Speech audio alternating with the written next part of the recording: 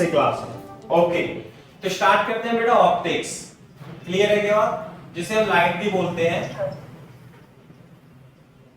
Light. आगे बात समझ में? तो हम जो है ऑप्टिक्स की दो फिनोमेना पढ़ने जा रहे हैं यहाँ पर, है ना, इस अपने सिलेबस में। एक तो है reflection, one is reflection and other is refraction. Clear है क्या बात? तो पहले हम डिस्कस करेंगे reflection and then we will go to the refraction. सही है? तो सबसे पहले मेरा क्वेश्चन है, what is light? What is light? Light क्या है? What is light? It's an electromagnetic.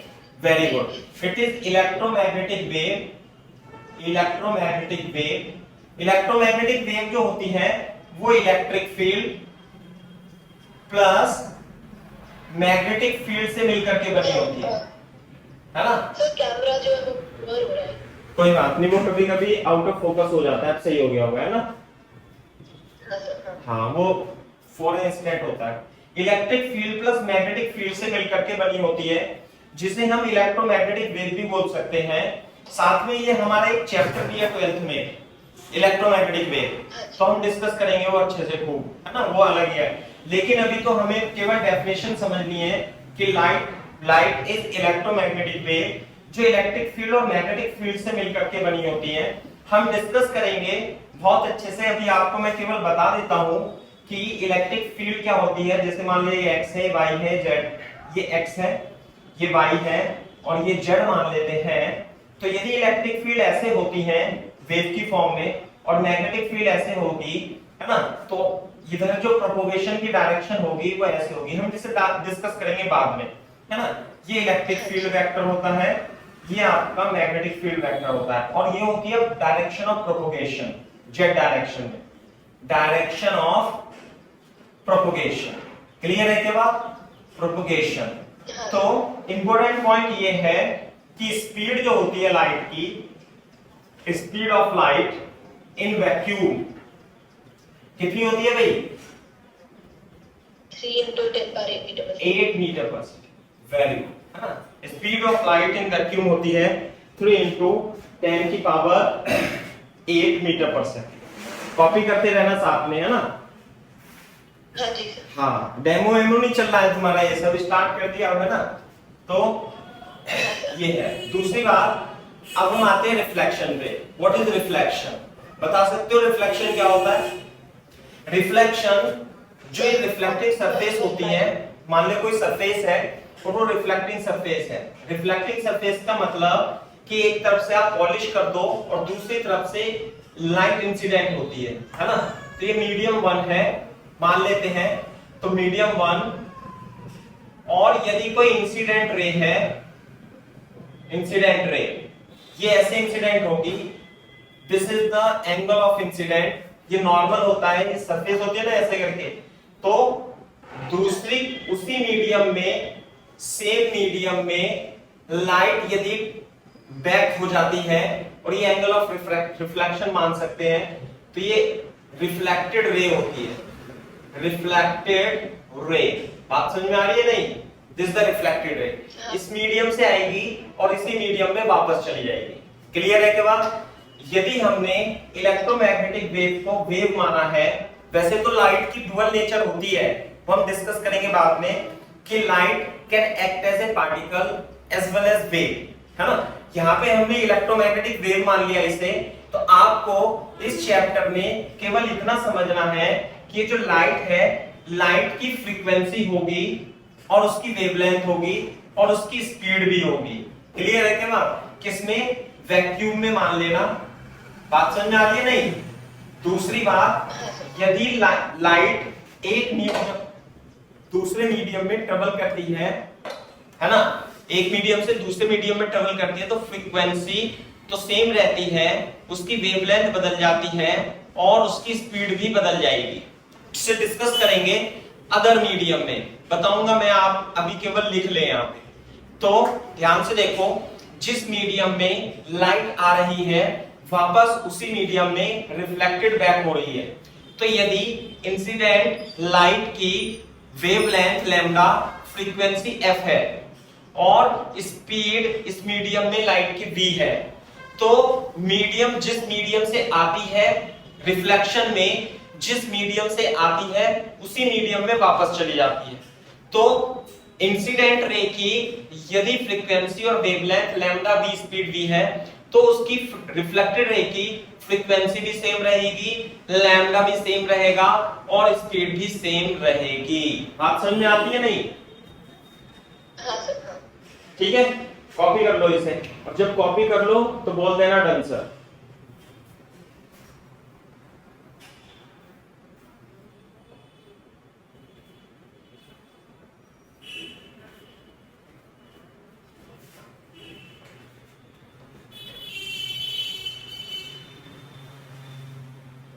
Notes आपको अच्छे बनाने हैं, है ना? हाँ जी हाँ।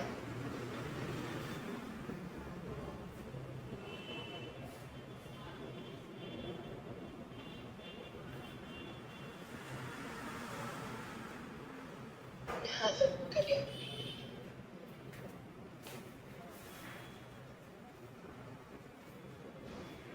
लिख लो लिख लो।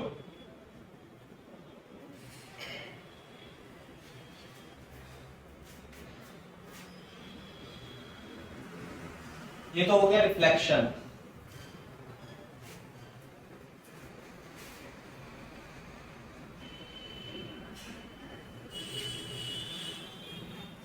सेकेंड लिखो रिफ्रैक्शन, जो हम डिस्कस करेंगे।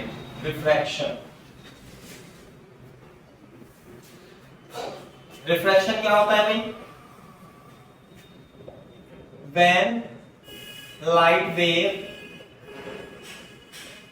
go to the when light wave goes to the different medium, goes to the different medium, है ना? कैसे? मान लिया ये मीडियम 1 है, this is medium 1 and this is medium 2. Okay, this is normal, this is the normal to the refracting surface, this is incident ray, this is angle of incident and this is refraction. जाना चाहिए था इसे इधर, वो किधर और चली जाती है, ये भी हम डिस्कस करेंगे। क्लियर है बात? ये एंगल ऑफ रिफ्रैक्शन होता है और ये एंगल ऑफ इंसिडेंट होता है ना? ये रिफ्रैक्टेड रे बोलते हैं इसे, रिफ्रैक्टेड रे। ये जो है ट्रांसपेरेंट मीडियम होता है ना? बाउंड्री जो होती है ट्रांसपेरेंट होती है। दूसरी बात, ये मीडियम 1 है ना? ये मीडियम 2 है, तो इसमें जो स्पीड होगी लाइट की उसे v1 मान लेते हैं और जो मीडियम 2 है इसमें लाइट की स्पीड क्या होगी? v2। इंपॉर्टेंट पॉइंट ये है कि यदि इंसिडेंट रे की फ्रीक्वेंसी f है और वेवलेंथ लैम्डा है, वेवलेंथ लैम्डा 1 है, समझ में आई बात? फ्रीक्वेंसी f, वेवलेंथ लैम्डा, तो आप ऐसे लिख सकते हो कि दूसरे मीडियम में जाने पर फ्रीक्वेंसी तो सेम रहती है लाइट की, लेकिन वेवलेंथ बदल जाती है। इसे लैम्डा 1 लिख ले, लैम्डा 2 लिख ले, है ना? फ्रीक्वेंसी क्या रहेगी? सेम, लैम्डा वेवलेंथ बदल जाती है क्योंकि स्पीड जो होती है वो सेम, स्पीड जो है वो बदल जाती है ना? डिस्कस करेंगे बाद में रिफ्रैक्शन में। क्लियर है के बाद, है ना? तो ये लिख लेंगे frequency remains same, frequency remains same but wavelength changes, wavelength changes। Clear है क्या बात भाई? wavelength changes। जो इसमें रिलेशन होगा हम वो भी डिस्कस करेंगे, v equal to f into lambda से। सही है क्या बात? फ्रीक्वेंसी जो होती है वो एक मीडियम से दूसरे मीडियम में यदि वेव जाती है तो फ्रीक्वेंसी कांस्टेंट रहती है। इसका मतलब v upon lambda is equal to f is equal to constant, और you can write v1 upon lambda 1 is equal to v2 upon lambda 2। Clear है क्या बात? This is the relation between the speed of the, ये क्या है? What is this? This is the speed of light है ना, speed of light in medium 1, in medium 1, and what is this? This is the speed of light in medium 2. तो this is the relation between speed of light and the wavelength in medium 1 and medium 2, because frequency is constant.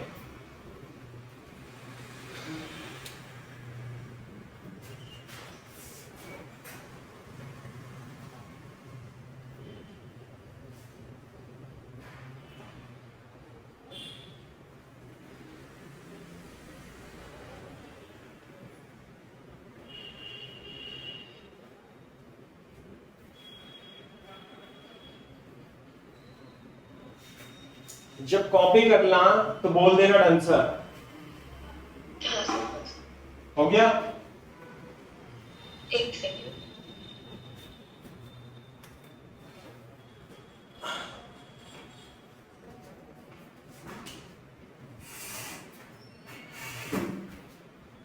हाँ sir, done sir. Very good. अच्छा, तो मैं आपको speed of light के बारे में भी बता देता हूं, है ना, क्योंकि थोड़ा सा आगे का पोर्शन है, लेकिन छोटा सा पॉइंट में यहां दिखाना पसंद करूंगा आपको कि जो जैसे कि मैक्सिमम पॉइंट, इंपोर्टेंट नोट लिख लेना इसे, है ना। इंपोर्टेंट नोट क्या है कि लाइट की मैक्सिमम स्पीड होती है वैक्यूम में। वैक्यूम का मतलब समझते हो आप? क्या नाम है बेटा आपका? सौजन्य? यस। सौजन्य, आप ये बताओ वैक्यूम का मतलब क्या होता है? मतलब कोई एयर नहीं है, कोई पार्टिकल्स नहीं है। वेरी गुड, एयर नहीं है। तो जो लाइट होती है, जैसे सन है, सन से जो लाइट आती है हमारी, ये सन है मान लिया, और यहाँ पे मान लिया अर्थ है। सन थोड़ा बड़ा बना लेते हैं ऐसे, ये सन है ना, दिस इज सन। सन से जो लाइट आती है यहाँ पे, और ये हमारी अर्थ है, तो अर्थ के आसपास जो है, अर्थ भी थोड़ा बड़ा बना लेते हैं, दिस इज अर्थ। तो अर्थ के आसपास जो है ये एटमॉस्फेयर है। बात समझ में आई नहीं? तो जब यहां से लाइट चलती है इलेक्ट्रोमैग्नेटिक वेव की फॉर्म में, तो यहां पर कोई भी पार्टिकल नहीं है, वैक्यूम है। तो यहां पे जो लाइट की स्पीड होती है वो मैक्सिमम होती है 3 × 10⁸ मीटर पर सेकेंड। क्लियर है? हाँ। तो दूसरी बात, अगर जो ये लाइट किसी भी मीडियम में एंटर करती है तो उसकी स्पीड, मैक्सिमम स्पीड लिख देंगे इसे मैक्सिमम। आई बात समझ में?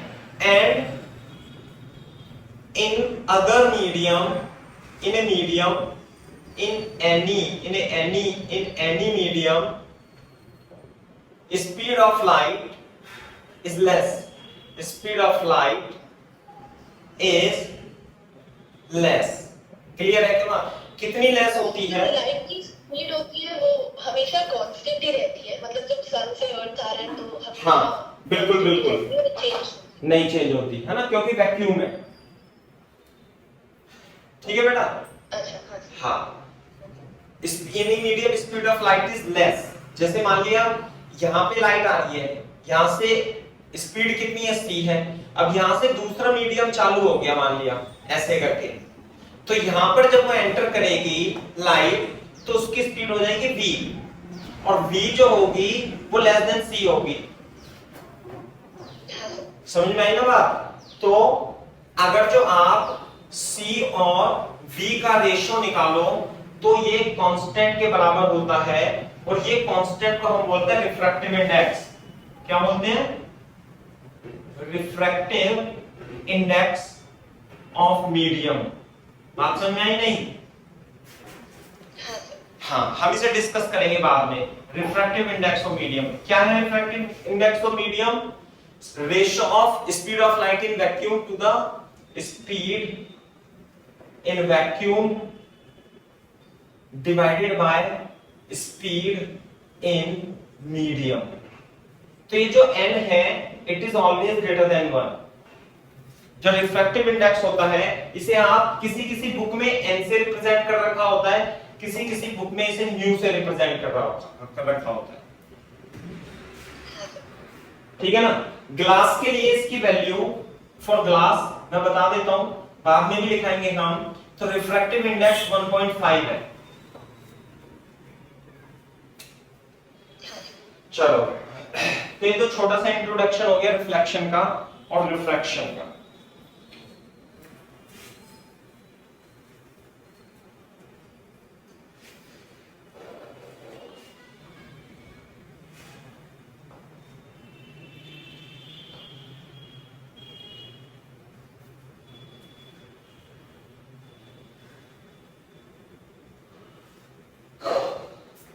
सही है, तो अपन सबसे पहले डिस्कस करेंगे रिफ्लेक्शन। जब कॉपी कर लो तो बोल देना डन सर।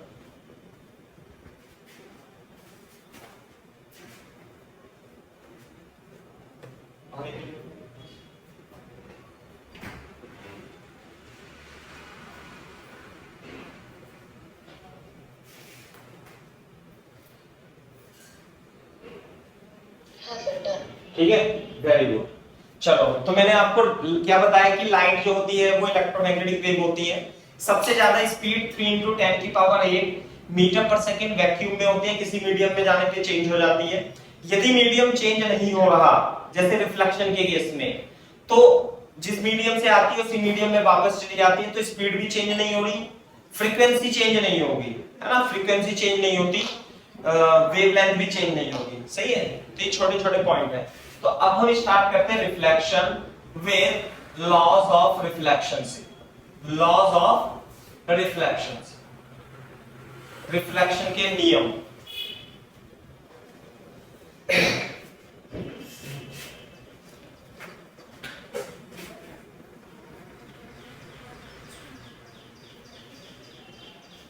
टाइप करो।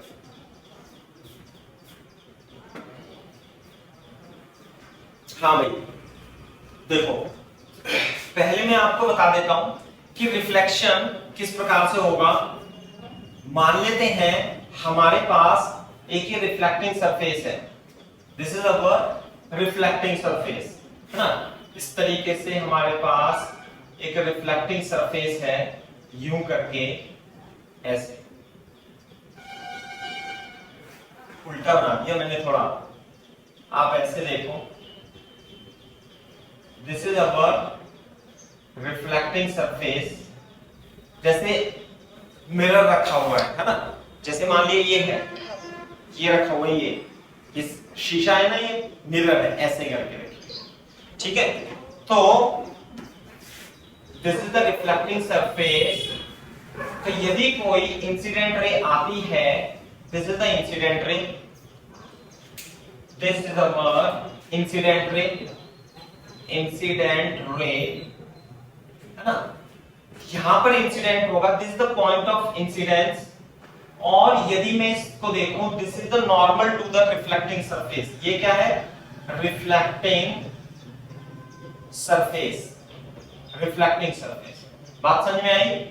तो ये इसी मीडियम में वापस चली जाएगी और इस रे को बोलते हैं हम रिफ्लेक्टेड रे। क्लियर है के बाद? Reflected ray. तो ये तो हो गया पॉइंट ऑफ इंसिडेंस, ऐसे करके, this the point of incidence. ये हो गया normal, normal to reflecting surface, normal to reflecting surface, लिख लेना अपने हिसाब से। तो ये हमारा, हाँ, एक डायग्राम बना दिया मैंने आपका रिफ्लेक्शन का। ऐसे आती है, ऐसे चली जाती है, इसे बोलते हैं एंगल ऑफ इंसिडेंस, इसे बोलते हैं एंगल ऑफ रिफ्लेक्शन, है ना। तो फर्स्ट लॉ जो है, what is first law? According to first law, angle of incident, पहला है फर्स्ट लॉ क्या है? इंसिडेंट रे, इंसिडेंट रे, reflected ray, reflected ray and normal to the reflecting surface, reflecting surface are in same plane. ये बात clear है क्या? ये किसमें है? तीनों जो है, इंसिडेंट रे, नॉर्मल और रिफ्लेक्टेड रे। अब आपको चित्र से दिखाई भी दे रहे होंगे,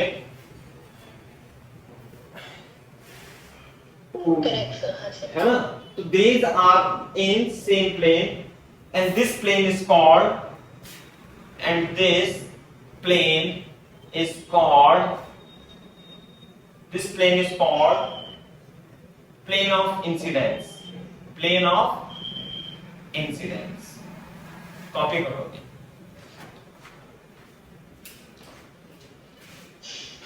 बना लो।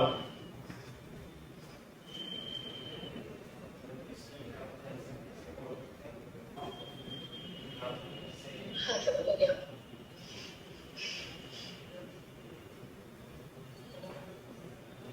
Done sir.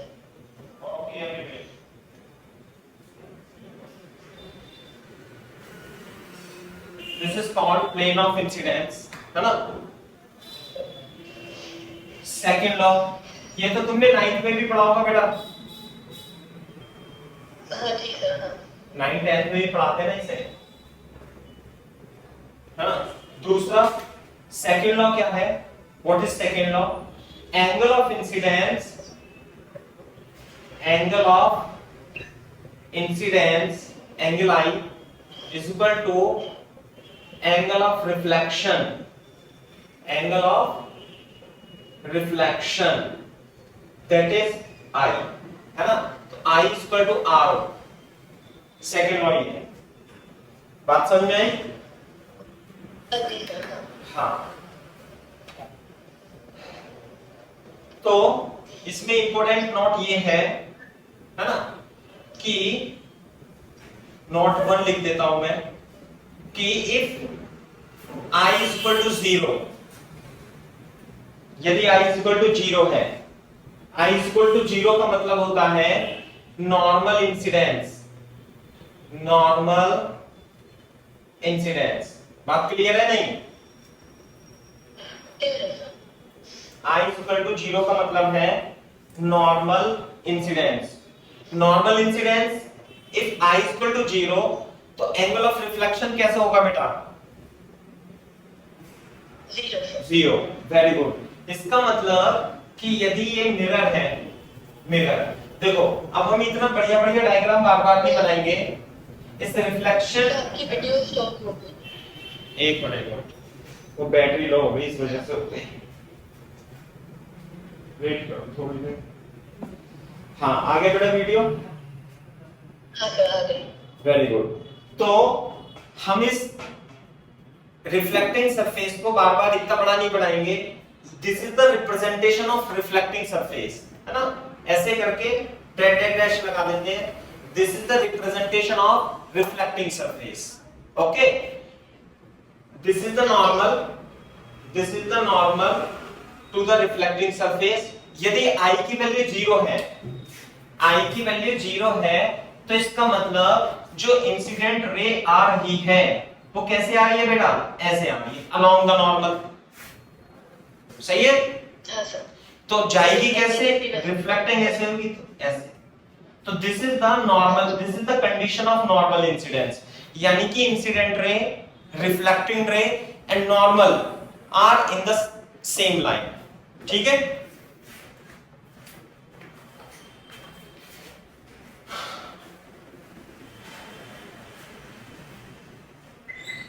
लिख लो आप इसे। नॉर्मल इंसिडेंस में incident ray, reflecting ray and the normal are in the same line.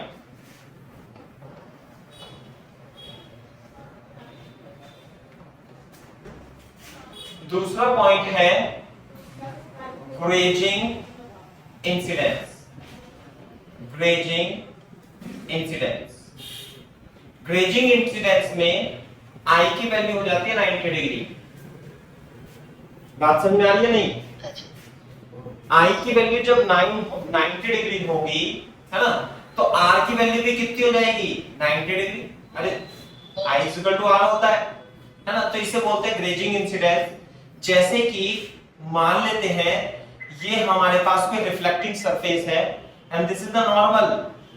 तो यदि कोई लाइट ऐसे आती है ग्रेज करती हुई, ग्रेज करने का मतलब है चिपकती हुई, का मतलब है टेंजेंशियली ऐसे करके, तो यूं आएगी ग्रेज करती हुई, तो हो जाएगा 90 डिग्री। आई की वैल्यू होगी 90 डिग्री, तो ऐसे ही चला जाएगा। ये होगा incident light, incident ray, and this is reflecting रे, रिफ्लेक्टेड रे। ऐसे ग्रेस करता हुआ चला जाएगा।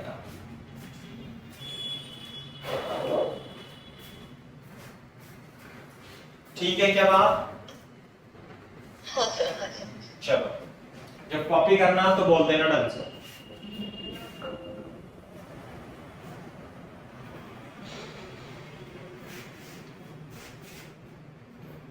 Done sir. ठीक है, मैं इसे साफ कर देता हूं सब। जब रिफ्लेक्शन होता है, रिफ्लेक्शन में एक मीडियम से लाइट आती है और उसी मीडियम में रिफ्लेक्टेड बैक हो जाती है, तो फ्रीक्वेंसी सेम रहेगी और वेवलेंथ पे क्या फर्क पड़ेगा बताओ?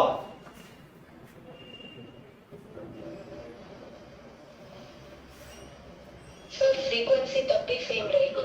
हाँ, और वेवलेंथ? और सर अगर मीडियम सेम ही है तो वेवलेंथ भी तो सेम रहेगी। वेवलेंथ भी सेम रहेगी, स्पीड भी सेम रहेगी, है ना?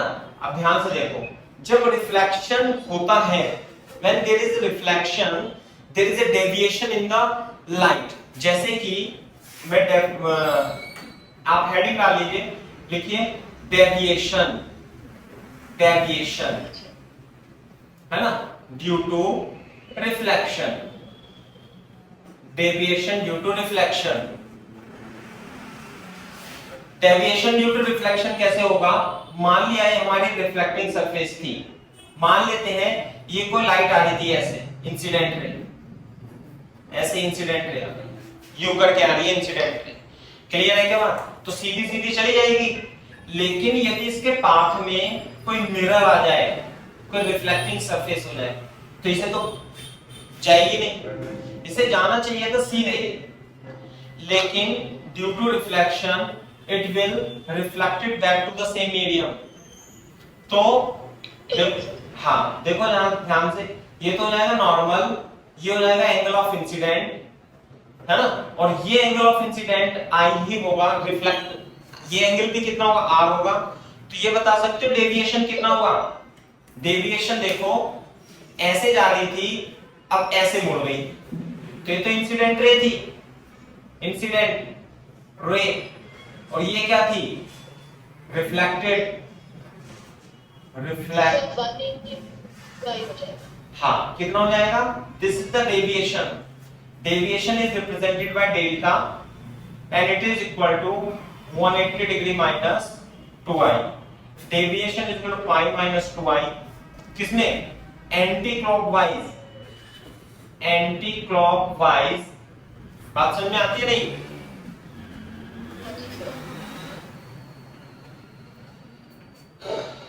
This is the deviation in the path of light, which is equal to pi minus 2i. What is I? Is the incident angle, or it may also be defined as the deviation is pi plus 2i in clockwise direction। That is, light ऐसे आ रही थी, आप ऐसे भी समझ सकते हैं, ये मुड़ के इधर इधर चली गई, ऐसे करके, समझे? ये डेल्टा 1 डेल्टा 2 डेल्टा 1 डेल्टा 2 ऐसे भी लिख सकते हैं। Both answer are correct answer.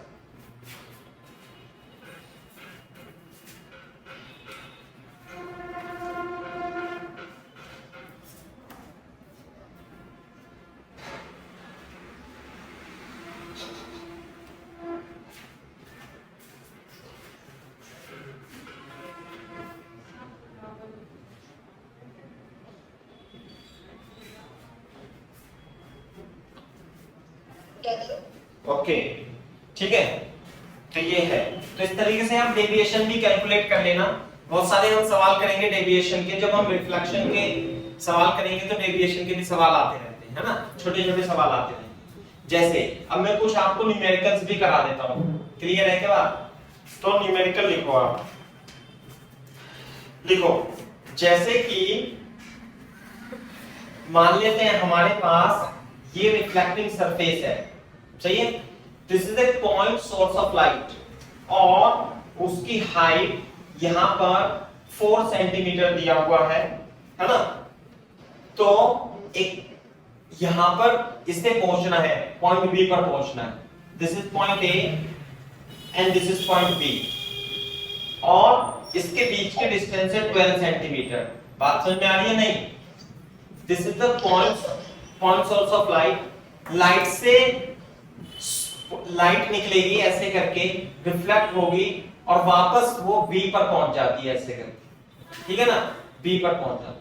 तो आपको ये बताना है कि रिफ्लेक्टिंग सरफेस पे इस लाइट को किस पॉइंट पर इंसिडेंट होना है। सही है ना?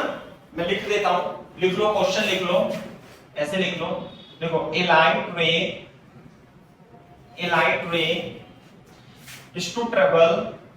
is to travel from point A to point B after reflection from mirror as shown। Question पूरा लिखना है अपने को, है ना? as shown in figure, हाँ, as shown in figure, क्योंकि ये रिवीजन के लिए भी होता है आपके, है ना? ऐसा नहीं है कि ये क्वेश्चन अभी तो मतलब छोटे छोटे स्टार्टिंग है, हम अच्छे लेवल के क्वेश्चन कराएंगे आपको, तो आपके नोट्स प्रॉपर बने होने चाहिए, ध्यान रखना, क्योंकि रिवीजन में वो सही रहता है ना? नहीं तो अभी तो यस सर करोगे, 2-4-6 महीने बाद तुम्हें पता ही नहीं चलेगा कि मैंने अपनी कॉपी में क्या लिखा था। तो इसलिए पूरा लिख लेना सही से। हाँ, from mirror as shown in figure, then where it should strike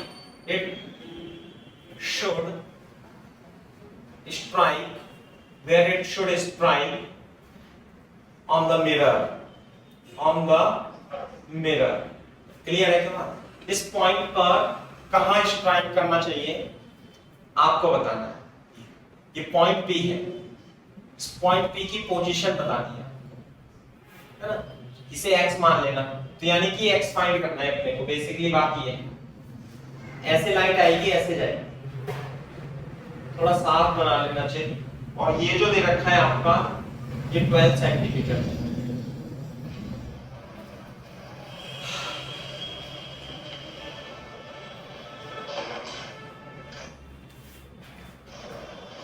ये क्वेश्चन में नहीं दिया हुआ है ना, क्वेश्चन में नहीं दिया।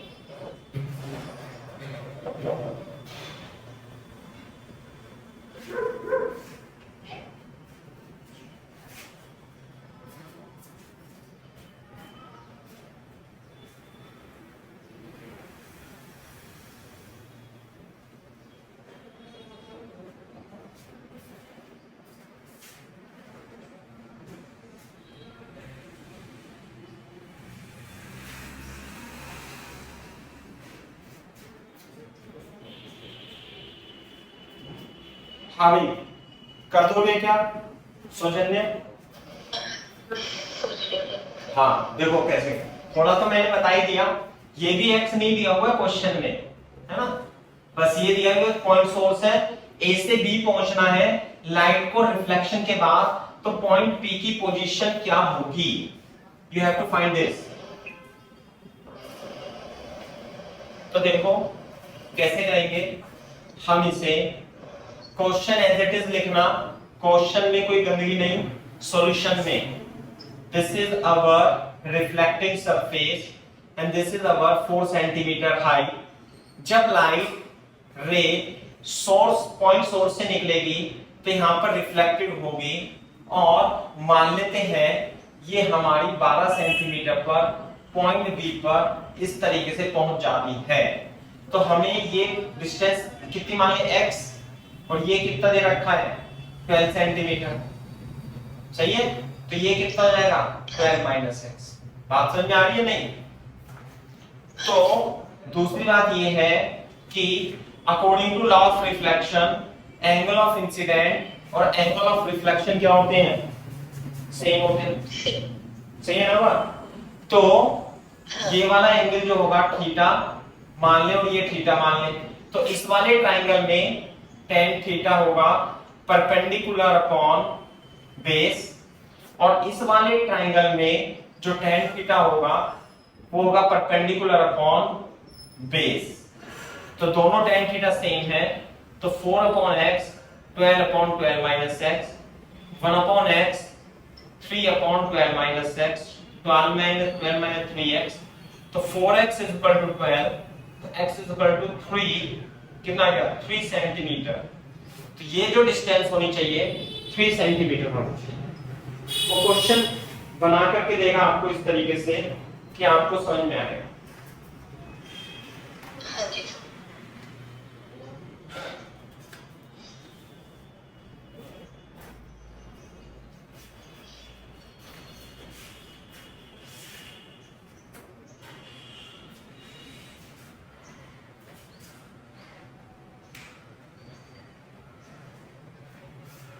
हो गया clear? Yes, sir. Very good, ठीक है, साफ कर दूं? हाँ सर। Very good. एक क्वेश्चन और करते हैं, डेविएशन का क्वेश्चन करते हैं, है ना। मान लेते हैं कि बहुत ही इंपॉर्टेंट पॉइंट है, एग्जांपल भी है ना, इंपॉर्टेंट एग्जांपल, इसे याद भी रखना है अपने को, रिजल्ट को याद रखना है कि मान लेते हैं हमारे पास दो परपेंडिकुलर मिरर है लाइक दिस, सही है, और एक लाइट आती है, इंसिडेंट लाइट ऐसे आती है, दिस इज इंसिडेंट लाइट, है ना। तो आपको बताना है find angle of deviation, angle of deviation after, ये मिरर 1 है और ये मिरर 2 है, after reflection from mirror 1 and mirror from mirror 1 and mirror 2। Clear है क्या बात? हाँ जी सर। बता सकते हो एंगल ऑफ डेविएशन कितना होगा?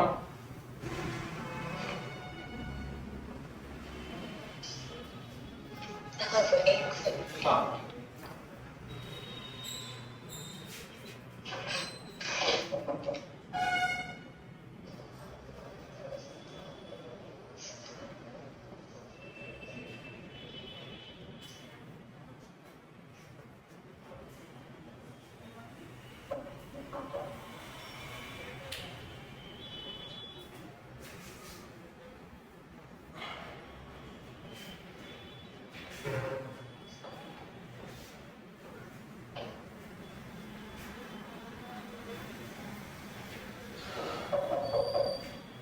देखो भाई, चलो टाइम खत्म हो रहा है, नहीं बताता हूं, है ना। तो इस तरीके से है, ये एंगल ऑफ, ये प्लेन मिरर है और ये लाइट आई, है ना, ये किसी भी एंगल पे आएगी। जैसे मान लीजिए ये एंगल दे रखा है, मान लीजिए कुछ एंगल दे रखा है, कुछ भी एंगल है, ये एंगल ऑफ इंसिडेंस नहीं दिया था, तो मान लिया हमने थीटा है, या क्वेश्चन में नहीं दे रखा, क्वेश्चन में भी, है ना, क्वेश्चन में भी एंगल नहीं दे रखा। तो जब हमें एंगल इंसिडेंस वगैरह नहीं पता तो हम डेविएशन कैसे निकालेंगे? देखो, मान लेते हैं एंगल थीटा है, तो एंगल ऑफ इंसिडेंस कितना हो गया भाई? आई, सही है। तो यहाँ पे रिफ्लेक्शन 1 होगा, यहाँ पे रिफ्लेक्शन होगा, तो जब ये आई होगा तो ये भी आई हो जाएगा। बात समझ में आ रही है नहीं? तो इससे लाइट को जाना चाहिए था ऐसे, लेकिन लाइट चली गई मुड़ करके ऐसे, तो देखो ऐसे जाती तो ऐसे मुड़ गई, एंगल ऑफ डेविएशन ये डेल्टा 1 हो गया, नहीं हो गया? Correct sir. तो पहला जो डेविएशन होगा वो पाई माइनस 2i होगा और क्लॉकवाइज होगा। क्लियर है? समझ में आ रही है बात? हेलो, हाँ सर, हाँ सर। ठीक है। अब दूसरा देखो ध्यान से, तो फिर ये जो इंसिडेंट होगा, जो नॉर्मल के साथ होगा, वो 90 माइनस आई हो जाएगा। हाँ वो तो 90 माइनस आई हो ही जाएगा। देखो अब दूसरा रिफ्लेक्शन इस वाली सरफेस से होगा, तो अब की बार एंगल ऑफ इंसिडेंस बता सकते हो कितना होगा? हाँ सर, भाई मैं बोल रही 90 माइनस आई हो जाएगा। यहाँ पे होगा 90 माइनस आई। ये बात क्लियर है क्या? हाँ सर, क्लियर है ये। अब बहुत सारे तरीके से निकाल सकते हो आप, इससे भी निकाल सकते थे, है ना, कि भाई ये आई 90 माइनस आई 90, ठीक है। तो इसे जाना चाहिए था ऐसे, लेकिन इसके रास्ते में आ गया मिरर, तो ये क्या हो जाएगा? ये हो जाएगा रिफ्लेक्टेड बैक। सही है क्या? हाँ सर। तो ये जो एंगल होगा 90 माइनस आई होगा और ये आई बाई हो जाएगा। क्लियर है? तो यहाँ पे डेविएशन हो जाएगा डेल्टा 2 और ये कौन सी डायरेक्शन में होगा बेटा? एंटी क्लॉकवाइज में। तो ये तो हो जाएगी इंसिडेंट रे और ये हो जाएगी फाइनली रिफ्लेक्टेड रे। तो जो डेविएशन 2 होगा वो कितना लिखूं? Pi minus 2 into angle of incidence. ये बात क्लियर है क्या? हाँ जी सर। और ये भी हो जाएगा बेटा क्लॉकवाइज। समझ में आएगा? हम ले रहे होते और डायरेक्शन एंटी क्लॉकवाइज होती तो माइनस करते, समझे ना? अभी तो क्लॉकवाइज है तो प्लस ही करेंगे। मैं बताऊंगा वो भी, है ना? अगर जो आता है तो ऐसा क्वेश्चन पाई, तो मैं इसे पाई बाई 2 लिख लूं तो कोई आपत्ति नहीं होनी चाहिए। तो 2 into pi by 2 plus 2i, तो ये हो गया pi minus pi plus 2i। एक कट गया तो डेविएशन हो गया 2i। कोई दिक्कत? और किसमें? क्लॉकवाइज में। तो टोटल डेविएशन कितना होगा बेटा? Delta total delta 1 plus delta 2, दोनों क्लॉकवाइज है तो सिंपली जोड़ देंगे, प्लस 2i। कितना हो गया भाई? पाई। क्लियर है क्या बात? तो इसका मतलब ये है कि पाई हो गया। पाई का मतलब ये है कि यदि लाइट ऐसे आ रही थी तो पहले इससे टकराएगी और फिर इससे टकराएगी, तो दोनों के बीच में पहले ऐसे जा रही थी तो फाइनली मुड़ के ऐसे चली गई। तो मैंने क्वेश्चन इसमें ऐसे भी पूछा जाता है, you have to find angle between incident ray and reflected ray. तो यानी कि इंसिडेंट और रिफ्लेक्टेड रे में एंगल कितना आएगा भाई? 180 डिग्री। बात समझ में आ रही है नहीं? ये किसी भी, ये बहुत ही इंपॉर्टेंट पॉइंट है, मैं भी लिखाऊंगा आपको। ये किसी भी एंगल पर टकराए, यहां पे ये किसी भी एंगल पे, मतलब 30 डिग्री हो, 32 डिग्री हो, कुछ भी हो, ये एंगल तो आए ही नहीं कैलकुलेशन में। समझ में आई बात? जब कॉपी कर लो तो बोल देना डन सर, मैं समझाता हूं बाद में।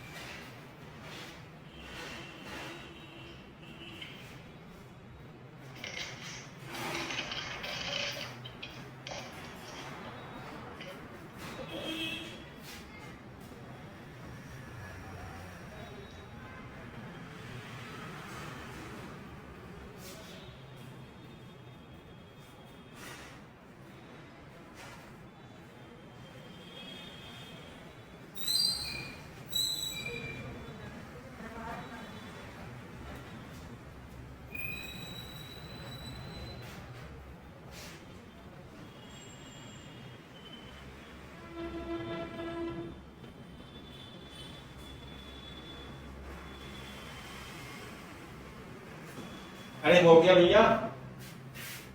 सर एक सेकंड। हाँ कर लो, बोल देना बेटा, है ना?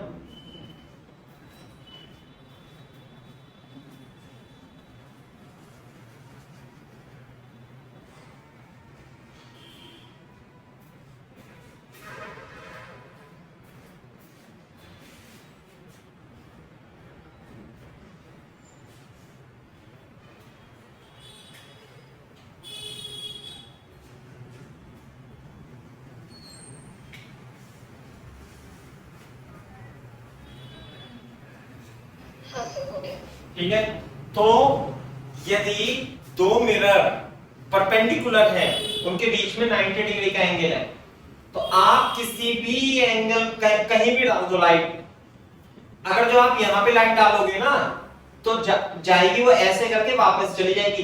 इसका मतलब यदि दो मिरर परपेंडिकुलर हैं, अब आप उस परपेंडिकुलर मिरर में लाइट डालते हो किसी भी तरीके से, तो जिधर से लाइट आती है उधर ही लाइट वापस चली जाती है। समझे ना बात? हाँ जी सर। तो इस रिफ्लेक्शन को बोलते हैं रेट्रो रिफ्लेक्शन, है ना। लिख लो, पॉइंट बना के यहाँ पे लिख लो, लिखो therefore if light is incident on mirrors perpendicular to each other, if light is incident on mirrors perpendicular to incidents,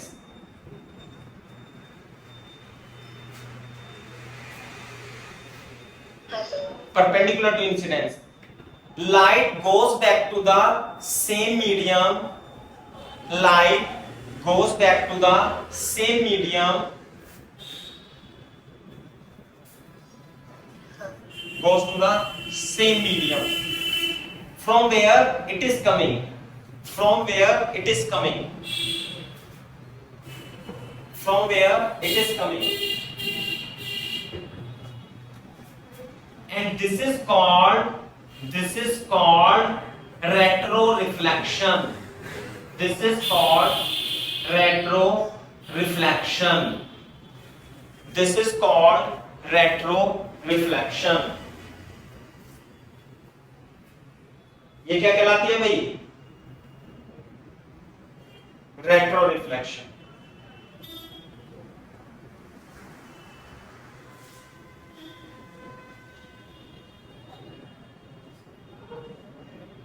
this is called retro reflection. तो रेट्रो रिफ्लेक्शन बहुत ही इंपॉर्टेंट फिनोमिना होती है। जब आप देखते हो, जब गाड़ी से चलते हो आप हाईवे पे रात में, तो जब आपकी गाड़ी की हेडलाइट जब किसी पिलर पर लगी रहती है, वो जो टेप लगी रहती है, रेट्रो टेप बोलते हैं जिसे, रेट्रो टेप।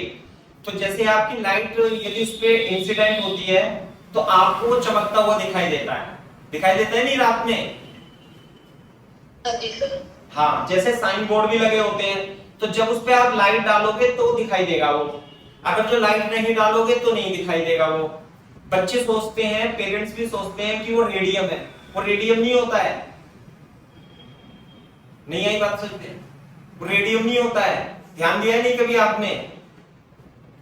हाँ, रेडियम का मतलब होता है कि वो हर समय चमकता रहे अंधेरे में, लेकिन वो तभी चमकता है तब आप उस पे लाइट डालोगे। दूसरे इंपॉर्टेंट पॉइंट ये है कि वो लाइट जब आप डालते, आपकी गाड़ी से लाइट निकलती है, तो जब आपकी गाड़ी वाले को ही दिखाई देगी, दूसरे को लाइट दिखाई नहीं देगी वो।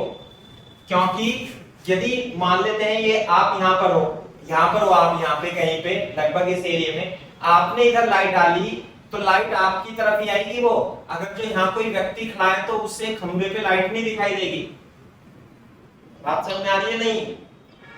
हाँ जी सर। हाँ। जैसे वो ट्रक और गाड़ी होती है ना, ट्रक होते हैं उसके पीछे पीछे टेप लगा देते हैं, उसे बोलते हैं रेट्रो टेप। रेट्रो टेप है ना। रेट्रो टेप में क्या होता है, परपेंडिकुलर मिरर डिजाइन किए होते हैं, जब उस पे लाइट पड़ती है तो ही चमकती है वो।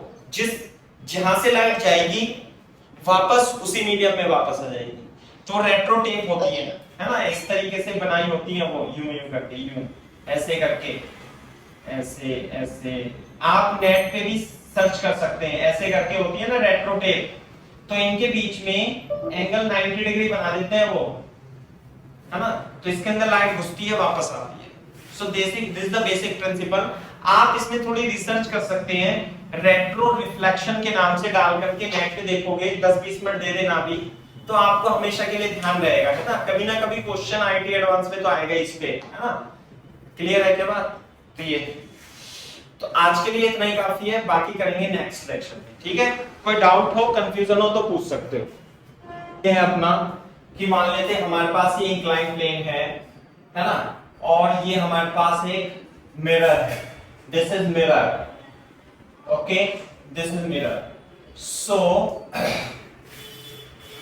ये actually this is the angle theta, है ना। This is the angle 30 degree, suppose this is the angle 30 degree. So I am asking at what angle this is the 45 degree, assume this is the 45 degree. So you have to find the angle theta, you have to find find the angle theta so that after reflection ray becomes perpendicular upward. You have to find the angle theta so that ray becomes perpendicular upward.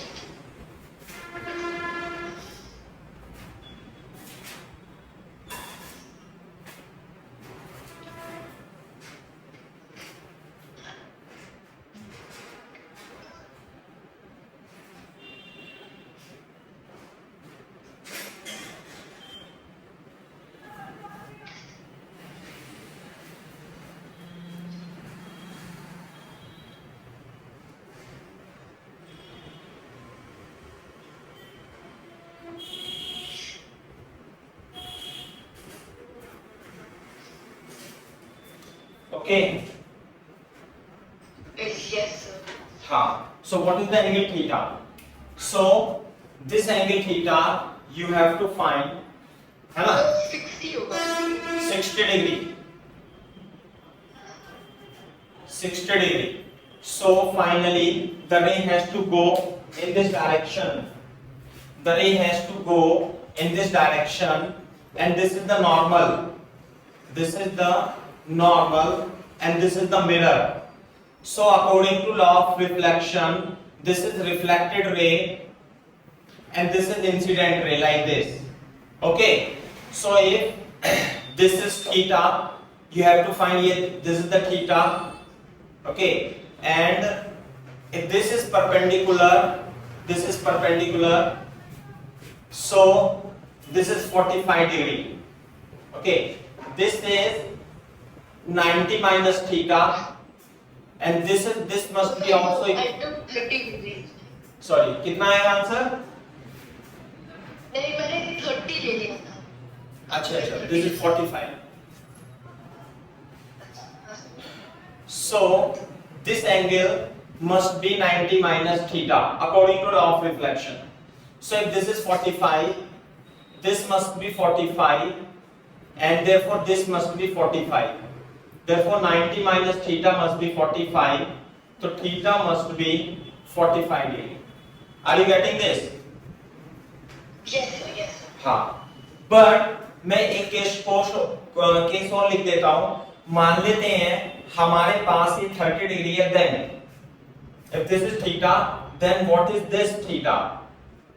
If this is 30 degree, then how would you solve? This become perpendicular. This is the 90 degree normal, and this angle, this is 30, it should be 60 degree. And if it is theta, again this is 90 minus theta, and this is 90 minus theta. So 90 minus theta should be equal to 60 degree, and this is 30 degree in this case. Okay. Okay. So it means if a ray is coming horizontal to an inclined mirror, it becomes perpendicular. है ना? You must remember this. If there is a horizontal ray strike on a inclined mirror, it becomes perpendicular after reflection. You can write this. है ना? If there is horizontal ray after reflection from the inclined mirror, it becomes perpendicular.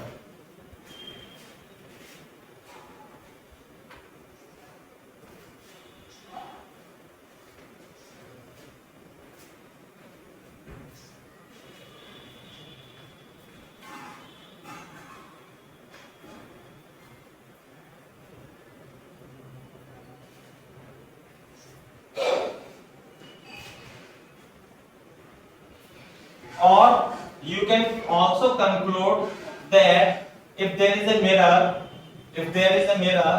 and this is the incident ray, incident ray, then after reflection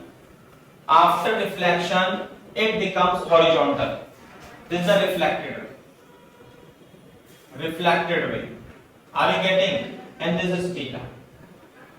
It may also be concluded.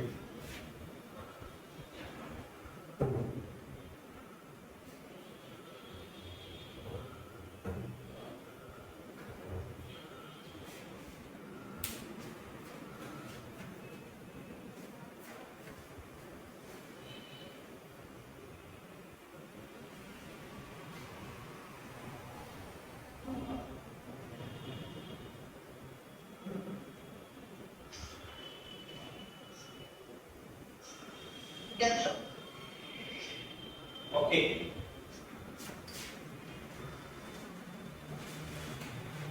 So, one more example. I am giving you a very important example. Suppose there are two plane mirror inclined at some angle theta, and a ray is incident at any angle from horizontal or vertical, at any angle. Suppose this is I. This is the incident ray. This is the incident ray, and it is strike at any angle at the mirror 1, and then after reflection from this mirror, it strike on the mirror 2, and then go away from the mirrors. Then you have to find the angle between incident ray and finally reflected ray, है ना? लिख लेता हूं मैं, question लिख देता हूं. Find the angle between incident ray and finally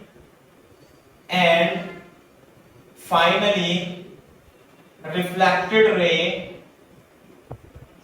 after reflection from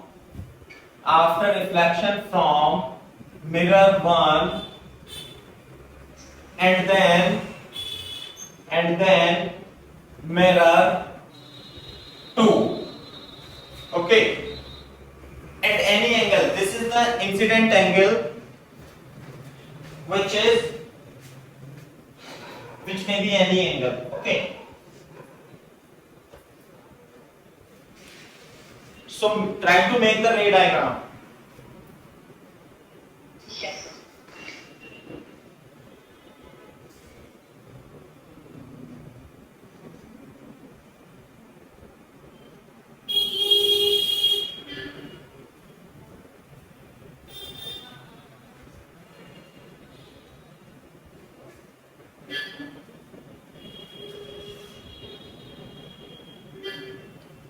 So let's see the solution.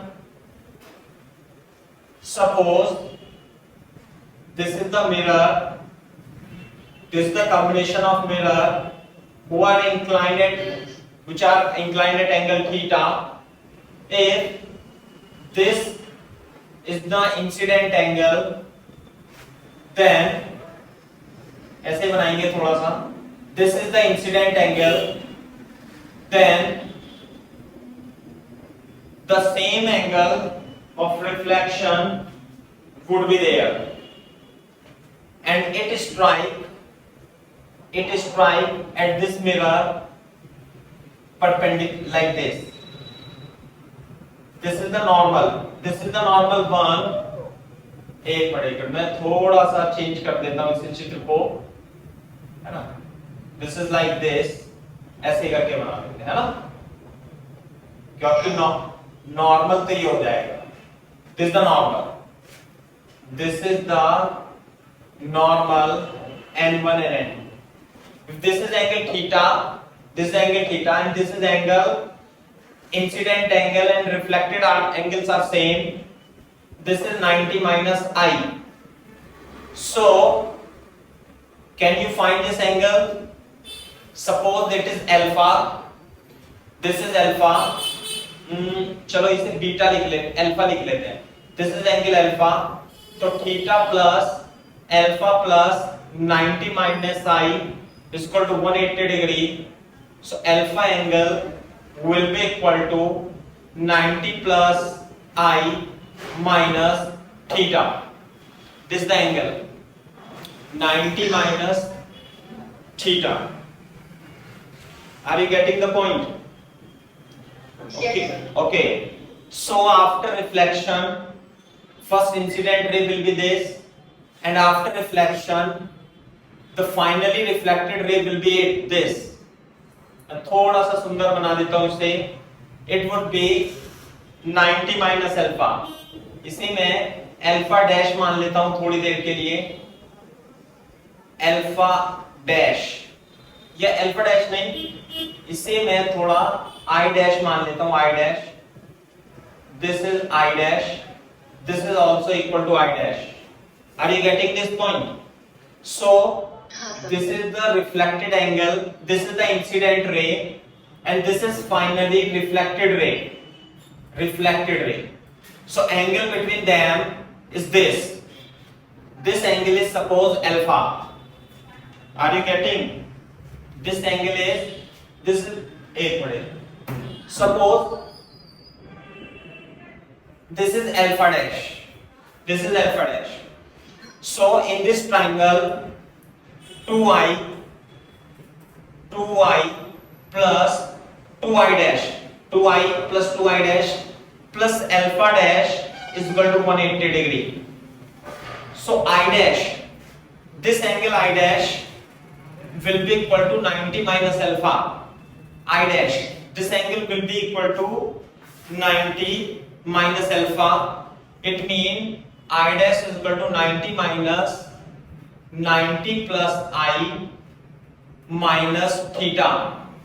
So this angle will be equal to theta minus I. This is the angle I dash. This is the angle I dash. In this triangle, 2i plus 2i dash plus alpha dash is equal to 180. Copy करो एक बार. यदि कोई confusion हो, छोटा दिखाई दे रहा हो तो मेरे को बताना है ना. हाँ. So what is the alpha dash? Alpha dash is 180 minus 2i minus 2i dash. This is 180 minus 2i minus 2 theta minus I. Okay, so this is 180 minus 2i minus 2 theta plus 2i. Cancel हो जाएगा. Alpha is equal to 180 minus 2 theta आ जाएगा alpha dash. Copy करो यहां तक. कर लिया sir, कर लिया. Very good. तो this is the angle alpha dash. So what is the angle between incident and reflected ray? Incident ray was it? This is the incident ray and this is finally reflected ray. तो पहले तो ये ऐसे जा रही थी, ऐसे जा रही थी. अब जाकर के ये ऐसे हो गई. देखो पहले ऐसे आ रही थी ना, ऐसे जा रही थी, तो ये ऐसे हो गई. तो this is the angle between incident ray and reflected ray. So if this is alpha dash, so this is the same angle. So this alpha will be the angle between. This angle will be the angle between incident and reflected ray. So what is the angle? ऐसे लिखेंगे. Angle between incident and reflected ray. Reflected ray कितना आएगा भाई? Alpha is equal to ये कितना है? Alpha is equal to 180 minus alpha dash. ठीक है क्या? So 180 minus alpha dash minus 2 theta. The answer is 2 theta. So the angle between incident and reflected ray is 2 theta. It does not depend upon angle of incident on mirror, and it does not depend upon angle of incidence. आई, यानी कि किसी भी angle पर आप यदि strike कराओगे तो ये हमेशा इंसिडेंट और रिफ्लेक्टेड रे के बीच में, है ना, two theta, theta is the angle between mirror, है ना, ये यदि ये थीटा है तो अल्फा की वैल्यू जो होगी ये it will be always equal to 2 theta, दुगनी हो जाएगी, ये ध्यान रखना है आपने।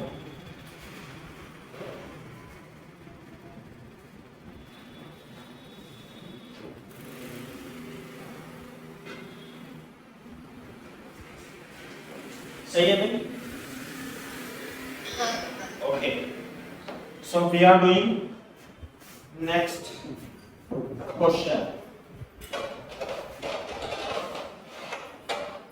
In the mathematics, you have discussed the parabola, equation of parabola. You know what is parabola?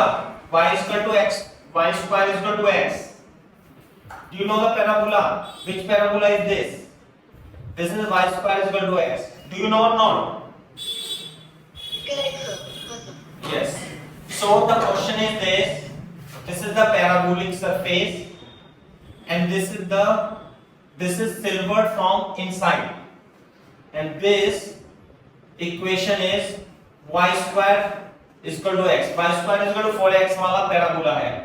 So you have to find the point of incident on the parabola. This is incident ray, so that after reflection it becomes parallel to y-axis. You have to find the coordinate of the point P. Okay, मैं question लिख रहा हूं. Where incident ray, find the coordinate, find the coordinates, find the coordinates at point P of point P of point P, so that ray after reflection becomes parallel to y-axis.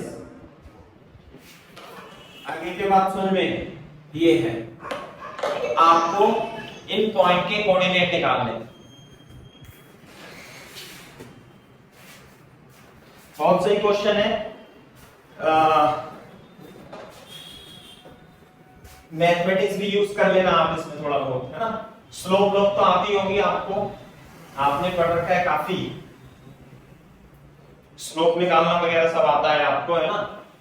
ये है question, copy कर लिया बेटा? Very good. Question अलग लिखेंगे, solution अलग लिखेंगे, है ना, उसमें गंदगी नहीं फैलाएंगे, नहीं तो जब रिवीजन करेंगे तो हमें समझ में नहीं आएगा। तो अपन बनाते हैं दोबारा से, लाइक दिस। ये है, मान लिया इस कोऑर्डिनेट कितना है, इंसिडेंट रे है, और after reflection become this, and this is the normal, this is the perpendicular to this surface, and this it would be the tangent. Suppose the coordinates are x comma y. Coordinates are x comma y. So the equation of this surface is y square is equal to x. Can you differentiate this?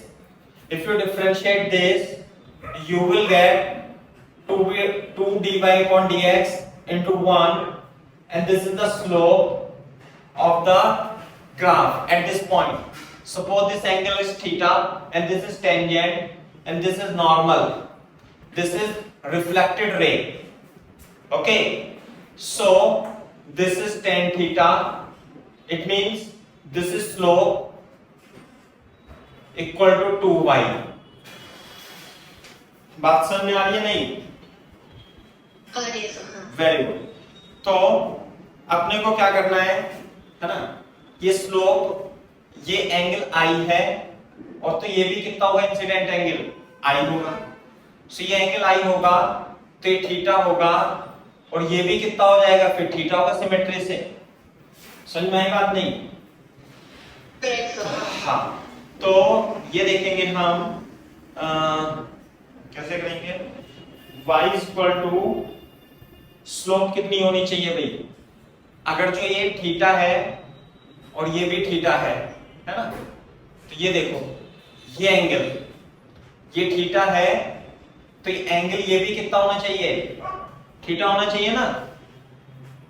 तो और ये 90 degree है, तो theta plus theta should be equal to 90 degree from the figure. Theta should be equal to 45 degree, है ना। तो theta is equal to 45 is the angle made by the x axis. तो यहां पे रख देंगे tan थीटा, तो tan 45 is equal to 1/2y is equal to 2y, तो y इज इक्वल टू 1/2 आ जाएगा। तो y coordinate is 1/2. So how would you find the x coordinate? With the help of y square 1/2 का square 1/4. So point P के coordinate 1/4 comma 1/2 आ जाएगा।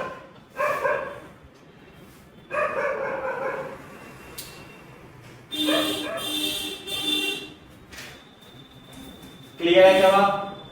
ऐसे करना है। तो सही क्वेश्चन है ये, मतलब ठीक ठाक क्वेश्चन है। इस तरीके से आप मैथमेटिक्स लगा करके भी इसे सॉल्व कर सकते है ना। और एक क्वेश्चन है आईटी वाईटी में पूछा गया है और नीट में भी पूछा गया है वो, लेकिन सब कराते हैं तो अपन भी करा देते हैं ना। क्वेश्चन कैसे हैं? हाँ, क्वेश्चन ये है कि दो पैरेलल मिरर है और एक ये है, दोनों के बीच के डिस्टेंस 1 सेंटीमीटर दिया हुआ है और ये जो लेंथ ऑफ मिरर है वो 10 सेंटीमीटर है। साथ में एक इंसिडेंट लाइट है, यहां पे इंसिडेंट होती है 45 डिग्री पर, 45 डिग्री पर, लाइक दिस 45 डिग्री। तो you have to find how many after how many reflection after how many reflection the ray will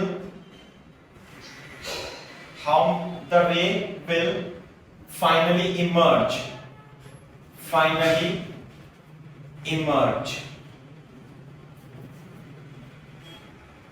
emerges, है ना।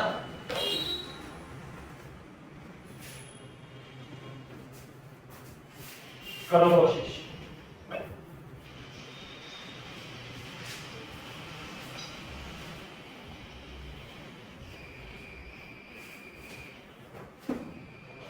कितने रिफ्लेक्शन के बाद ये फाइनली इमर्ज हो जाएगी? ठीक है बेटा, वेरी गुड। बना सकते हो इसके फिगर? कैसे बनाओगे?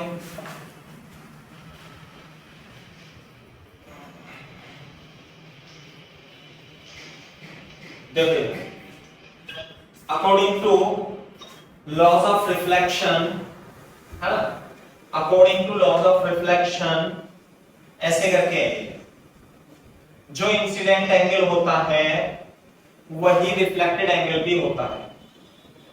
ऐसे ये आएगी 45 पे, ऐसे करके तो जाएगी भी क्या, अरे 45 पे यू करके, तो यहां पर जो रिफ्लेक्शन होगा ये भी 45 डिग्री होगा, फिर से रिफ्लेक्शन होगा 45 डिग्री, फिर से रिफ्लेक्शन होगा 45 डिग्री।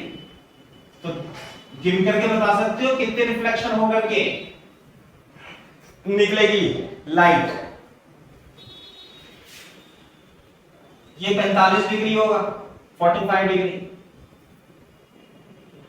चित्र समझ में आ रहा है बेटा आपको? Very good. तो देखो ध्यान से, ये है 1 सेंटीमीटर और ये है 45 डिग्री का कोण एंगल, ये 1 सेंटीमीटर, तो बेटा ये 45 है, ये भी 45 है 45, तो ये कितना होगा 1 सेंटीमीटर ही होगा। Correct sir. वेरी गुड, तो ये हो गया 1 सेंटीमीटर, ये भी 1 सेंटीमीटर हो गया, फिर तो इसका मतलब ये भी 1 सेंटीमीटर 1 सेंटीमीटर। बात समझ में आई? ऐसे करके, यूं करके ऐसे। तो अब हम सारे 10 के 10 तो नहीं बनाएंगे, है ना, देख लेते हैं कि क्या हिसाब किताब रहता है। देखो जरा, ये हो गया 2 सेंटीमीटर, फिर हो जाएगा 2 सेंटीमीटर, चलो पूरा ही बना दो आप, फिर नहीं पूरा तो बहुत लंबा हो जाएगा ना, दो दो दो दो दो बना लेना अपने घर पे। तो बताओ, थोड़ा सा सोच के बताओ, ये एप्टीट्यूड का सवाल है, ये लाइट वाइट का सवाल नहीं है, एप्टीट्यूड है आपका कि इसमें कितने रिफ्लेक्शन हो जाएंगे। सिंपल बच्चों की तरह गिनना है ना, 1 2 3 4 5 ऐसे, एक रिफ्लेक्शन, 2 3 4, है ना, 5 ऐसा हो गया।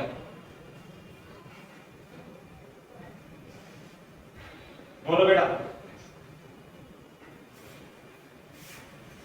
और 6 समझ आ रही है? नहीं, देखो ये है 2 सेंटीमीटर, है ना, 2 सेंटीमीटर है ना, हाँ, फिर से ये दो, ये कितना है, ये कितना है 2 सेंटीमीटर, ऐसे हो जाएगा, ऐसे हो जाएगा, ऐसे हो जाएगा, लो मैंने बना ही दिया हो, गिन लो आप कितना आएगा, फिर से 2 सेंटीमीटर हो जाएगा, ऐसे। अब कितना आएगा आंसर बताओ, 8,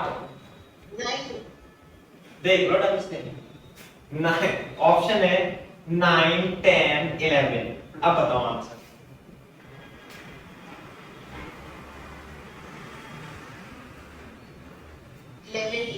11, इसमें ही कंफ्यूजन है।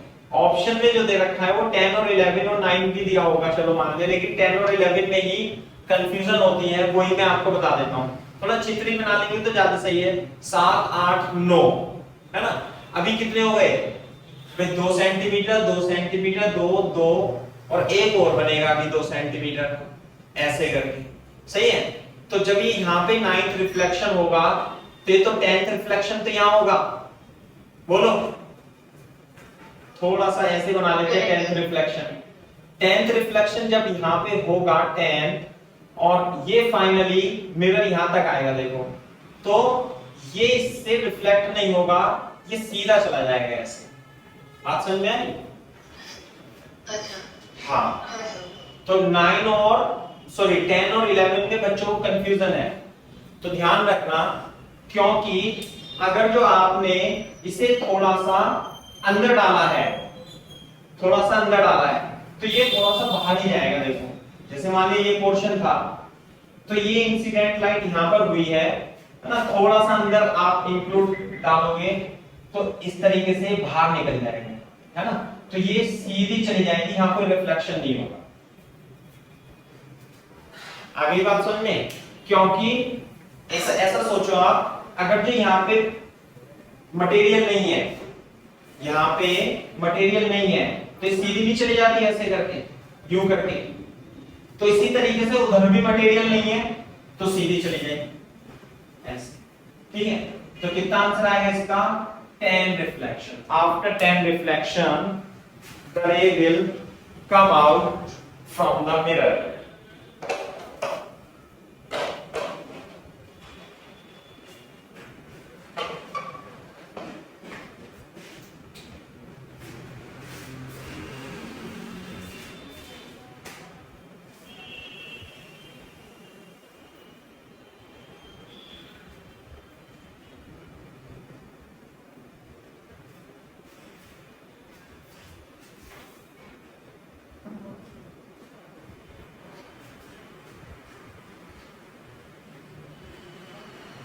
सही है भाई? हाँ चलो, तो मैंने आपको एक ये क्वेश्चन दे दिया है ना, मैंने करा भी दिया था ऐसा, डेविएशन का क्वेश्चन है। डेविएशन मान लेते हैं if two mirrors are inclined at 80 degree and incident and ray is incident on one mirror, find the total deviation, है ना, between incident and finally reflected ray।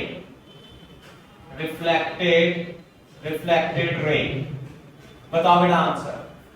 मतलब जेईई मेंस के लिए बहुत ही इंपॉर्टेंट क्वेश्चन है ना, छोटे छोटे से।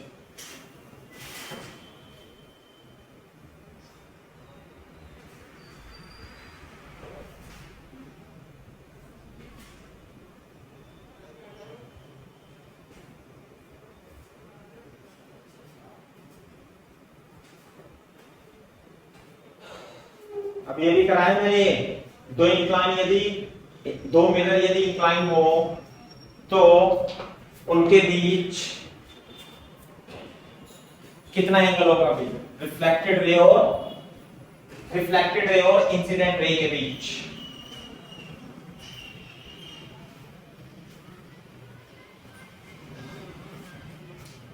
हाँ भाई,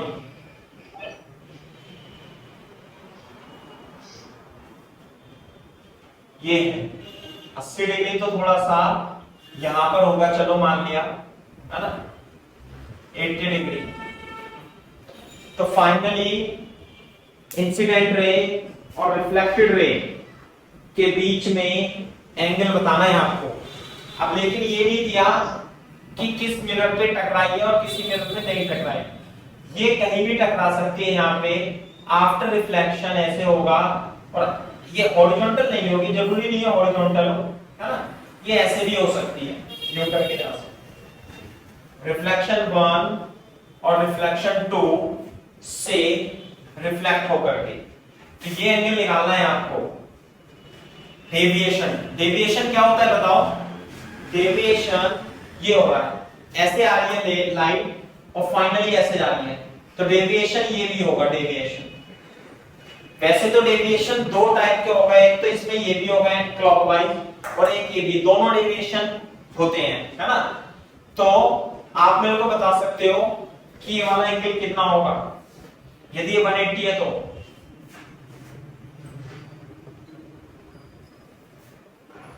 इंसिडेंट रे, रिफ्लेक्टेड रे। हाँ भाई, ये थीटा होता है। अरे तो ये कितना होता है बेटा, भूल गए?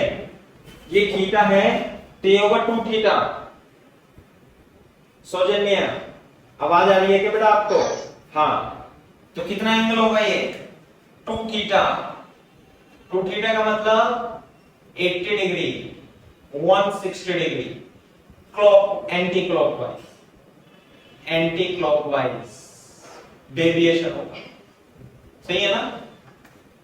या आप इसे, हाँ, या आप इसे ऐसे भी कर सकते हो, ये वाला जो एंगल होगा ये होगा 2 पाई माइनस 180, है ना, 1 ऐसे 360 माइनस 160 200 clockwise. Both answer are correct answer, है ना। Deviation between incident and reflected ray. आपको वो फर्जी दे देगा यहाँ पे, मान लीजिए ये दे देगा इस तरीके से कि ये है मिरर और ये 80 डिग्री है, मान लिया 30 डिग्री पे आ गई, ऐसे करके। तो कैलकुलेट करने में टाइम तो लगेगा ही आपको कि भाई ऐसे करो ऐसे करो, ये निकालो। फिर बच्चों को कंफ्यूजन ये रहती है कि अल्फा ये निकालना होता है।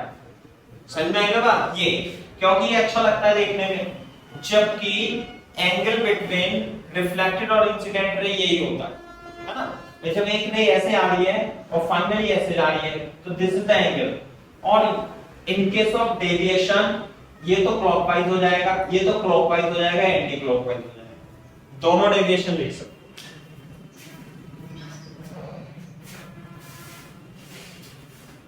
ठीक है भाई, इस तरीके से करना है अपने। अब ये कुछ क्वेश्चन मैंने आपको करा दिए है ना, डेविएशन एविएशन के, जब कॉपी कर लो तो बता देना।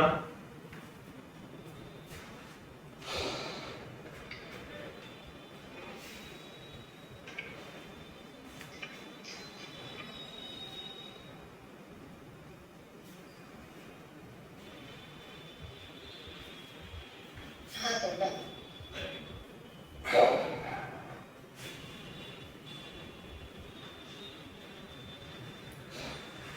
अब हम नया कॉन्सेप्ट पढ़ते हैं है ना, प्लेन मिरर में ही है ना।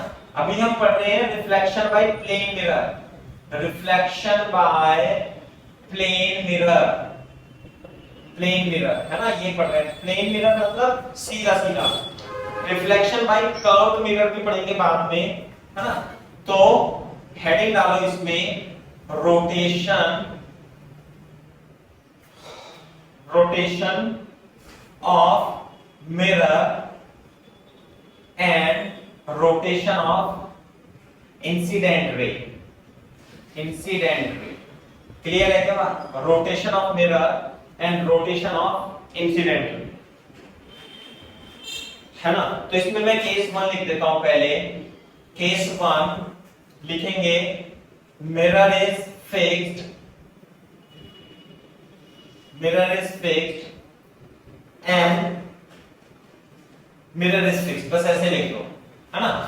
रोटेशन क्या हो सकता है, मिरर का भी हो सकता है और इंसिडेंट रे का भी हो सकता है। जैसे कि मान लेते हैं हमारे पास ये मिरर है ना, ये हो जाएगा नॉर्मल और ये हो जाएगी incident ray. This is the incident angle i, this is incident ray angle i, तो रिफ्लेक्टेड रे भी यही हो जाएगी ऐसे करके, तो कोई बड़ी बात नहीं है इसमें, तो सही है। तो यदि मैं इस इंसिडेंट रे को थोड़ा सा रोटेट कर दूं ऐसे करके, यू करके, तो इंसिडेंट रे मान ले कितना रोटेट करा हमने, theta, incident ray is rotated bye angle theta, तो रिफ्लेक्टेड रे कहां पे होगी, रिफ्लेक्टेड रे ये होगी, this is finally reflected ray. तो यदि आप इसे ऐसे करोगे तो ये ऐसे घूम जाएगी, बात समझ में आई? तो इसका मतलब if incident ray is rotated in this sense anti clockwise, so reflected ray will rotated in this sense. बात समझ में आ गई नहीं? तो मैं इसे लिख देता हूं, ये छोटा सा कॉन्सेप्ट है लेकिन बहुत ही इंपॉर्टेंट है ना, क्योंकि बहुत सारे कॉन्सेप्ट अभी इकट्ठे हो जाएंगे। ऐसे लिखो, लिखो if incident ray is rotated clock or anti-clockwise, reflected ray will rotate in opposite sense by same angle, same angle से है ना। ये तो इंसिडेंट है, ये रिफ्लेक्टेड है, ऐसे आप इसे बना लो।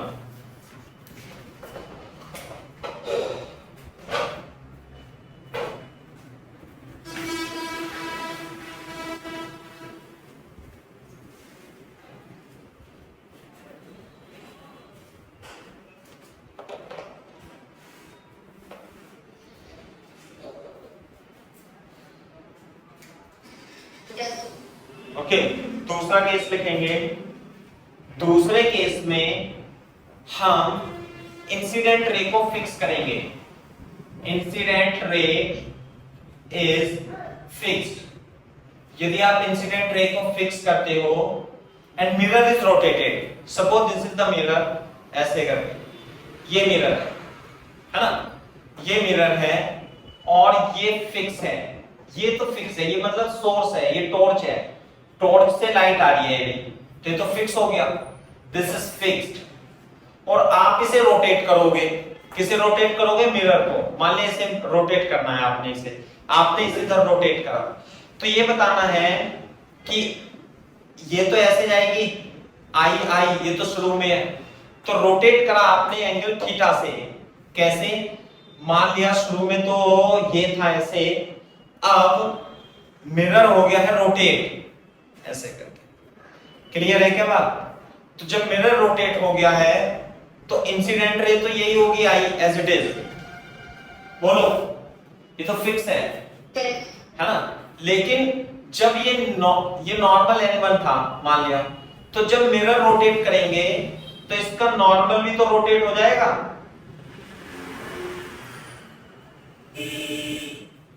Normal will also rotated bye angle theta. नहीं यानी बात समझते है ना? भाई नॉर्मल ये था, आपने इसे यू रोटेट कर दिया, इसे रोटेट करा तो ये भी रोटेट हो जाएगा, तो थीटा से रोटेट हो जाएगा। तो अब एंगल ऑफ इंसिडेंस क्या हो जाएगा? ये तो इंसिडेंट रे है आई प्लस थीटा, तो रिफ्लेक्टेड रे जो जाएगी ये एंगल कितना होगा? आई प्लस थीटा ही होगा। बात समझ में आ रही है नहीं? अच्छा, पहले कितना एंगल बना रहा था? पहले ही रे ये एंगल बना रही थी आई वर्टिकल से। अब ये वाली रे जो एंगल बना रही है वर्टिकल से, कितना एंगल बना रही है? थीटा प्लस आई प्लस थीटा। कितना? थीटा प्लस आई प्लस थीटा, यानी कि आई प्लस 2 थीटा। क्लियर है क्या बात? तो पहले तो ये आई थी और अब कितनी हो गई भाई? मैं यहां बना देता हूं, यहां कहीं बना देता हूं। पहले तो नंबर 1 में तो आई था और अब ये घूम गई कितने से? 2 थीटा से। समझे? तो इसका मतलब यदि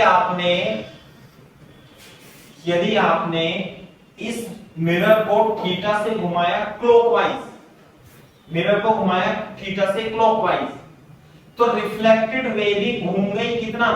क्लॉकवाइज, बट एंगल 2 थीटा से। समझ में आई बात?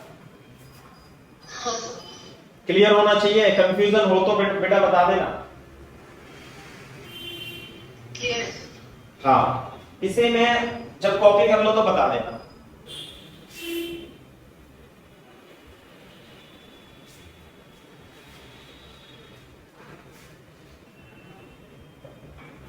बिफोर आफ्टर,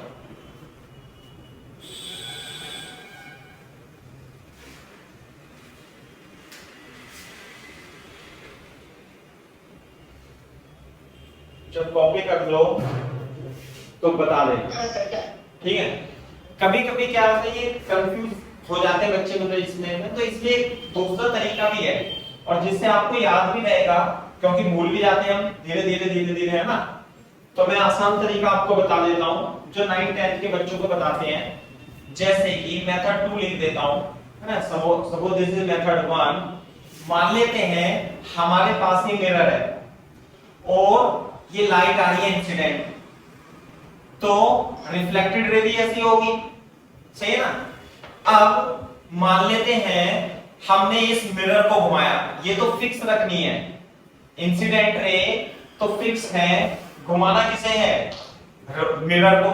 तो मैंने मिरर को ऐसे घुमा दिया, मिरर को मैंने ऐसे रखा, ये ऐसे था ना पहले, तो ऐसे घुमा दिया थोड़ा सा यूं करके। पहले कंडीशन ऐसे थी, किधर घुमाया मैंने भाई? एंटी क्लॉकवाइज, है ना? तो लाइट तो ऐसे ही आएगी, अब लाइट तो ऐसे आ रही है, तो पहले तो नॉर्मल ऐसे था इसका, नॉर्मल कैसे था? ऐसे। अब नॉर्मल कितना घूम जाएगा? नॉर्मल घूम जाएगा थीटा से। बोलो, तो लाइट रे तो ऐसी आएगी, इंसिडेंट रे, और पहले रिफ्लेक्टेड रे ऐसे वापस जा रही थी। तो अब यदि ये एंगल इंसिडेंट है तो रिफ्लेक्टेड रे कितने पे जाएगी? थीटा पे।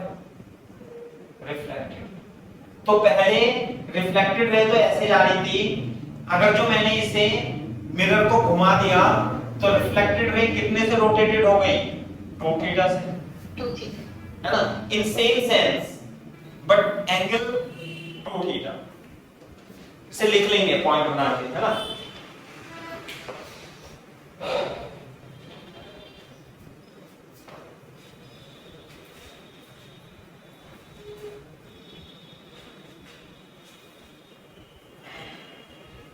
ये आसान से समझ में आ जाता है।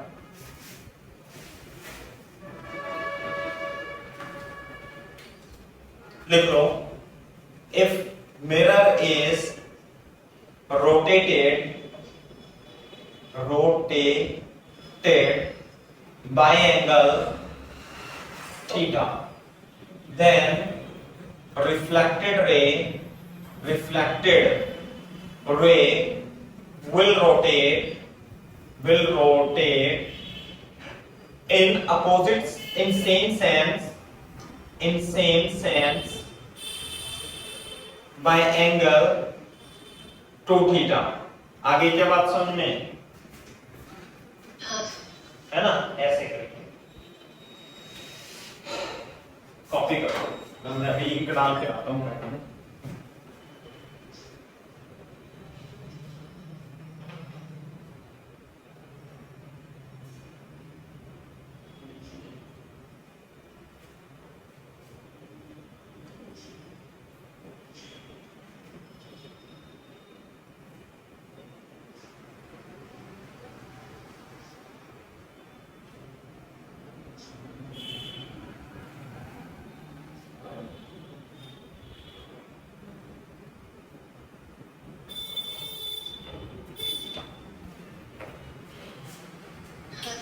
हाँ, तो अब क्या करेंगे हम?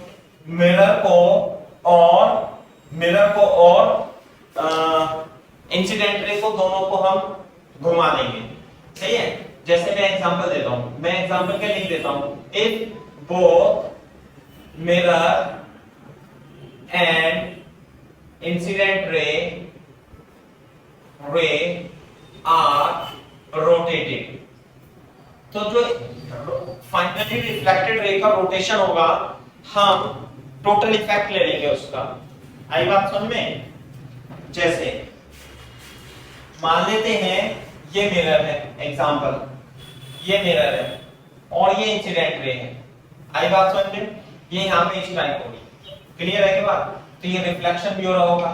तो मैं लिख देता हूं, इफ मिरर इज, क्वेश्चन लिख रहा हूं, mirror is rotated clockwise by 2 degree and incident ray clockwise by incident ray is also rotated in clockwise by 1 degree. Find angle by which reflected ray is rotated.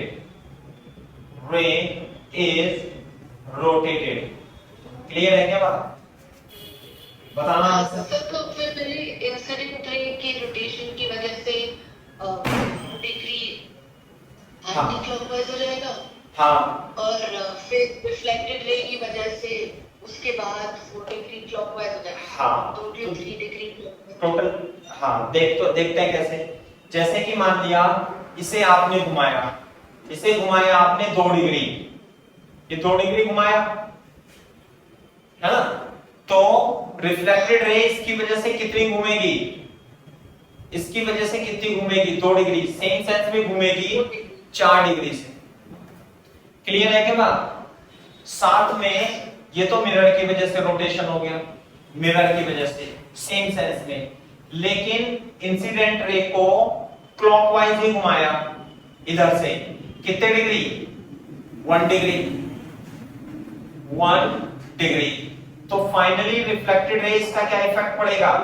ये opposite sense में घूमेगी। कितने degree से? 1 degree से।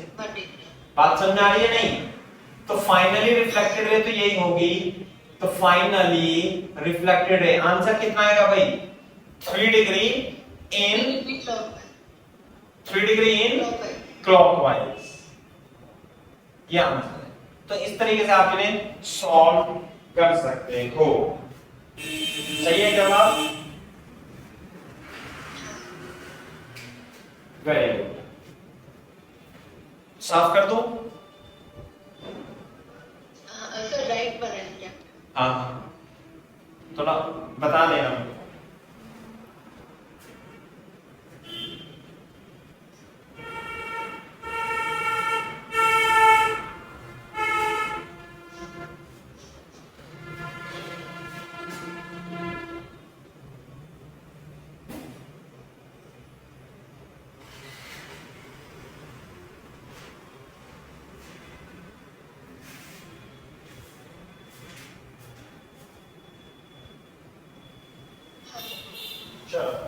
Very good. तो इस तरीके से आप कर सकते हो, है ना। मैं क्वेश्चन करा देता हूं एक और।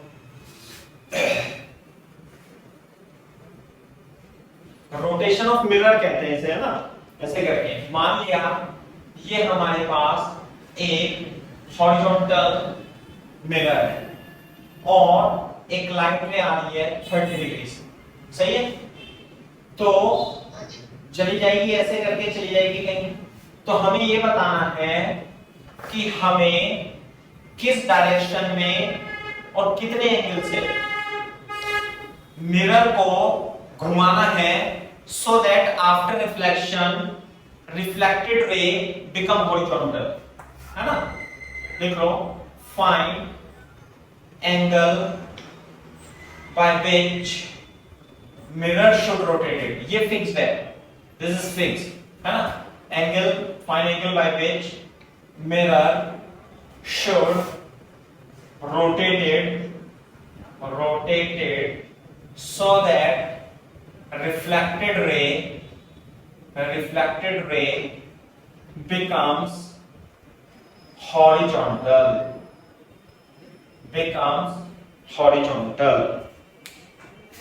ये है क्वेश्चन।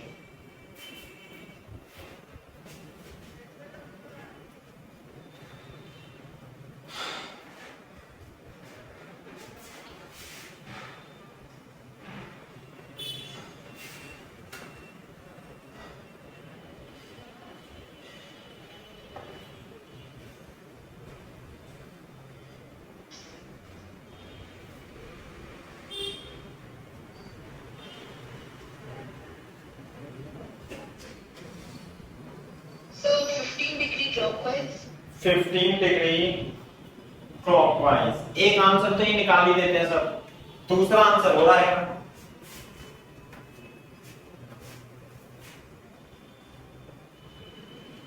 कैसे, बोर्ड पे देखो, ये है रिफ्लेक्टेड रे, है ना भाई, ध्यान से देखो।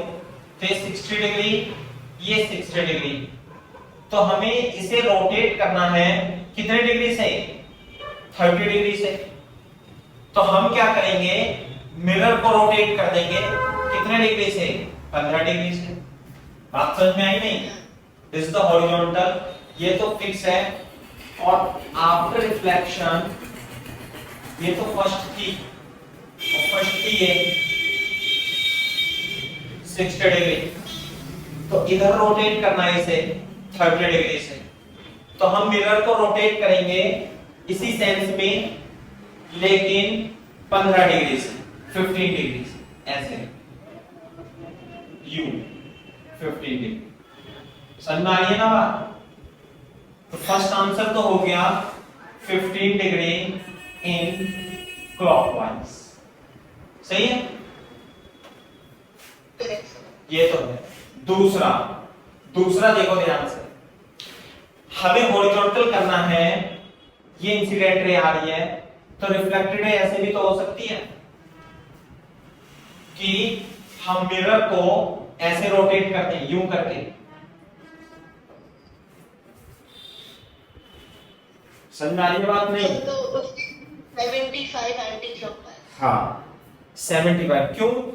क्योंकि आपको ये है 60 डिग्री, यह 60 और यह 90, सॉरी 90 और 60 कितना हो गया? हो गया 150 डिग्री। तो इसे आपको 150 डिग्री ऐसे रोटेट करना है। तो मिरर को इसका आधा यानी कि 75 डिग्री एंटी क्लॉकवाइज करना पड़ेगा, तब ये जो रे होगी ये 150 डिग्री से रोटेट कर पाएगी। बात समझ में आ रही है नहीं? तो दूसरा आंसर क्या हो गया? 75 डिग्री इन एंटी क्लॉकवाइज में रोटेट आपको करना पड़ेगा। सही है बात? इस तरीके से है क्वेश्चन। ठीक है, तो यही है ना भाई?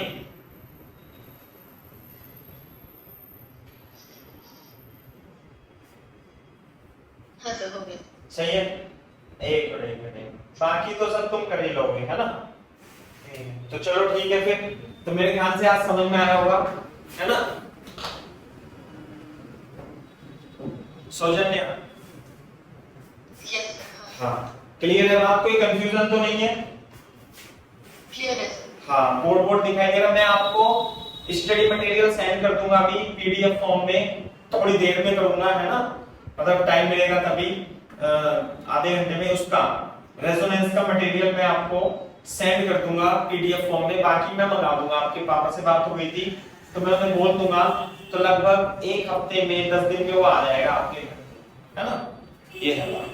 सही है? कोई भी कंफ्यूजन हो, कोई बात पूछनी हो तो यू कैन आस्क। कोई कंफ्यूजन? ठीक है बेटा, ओके भाई। ओके।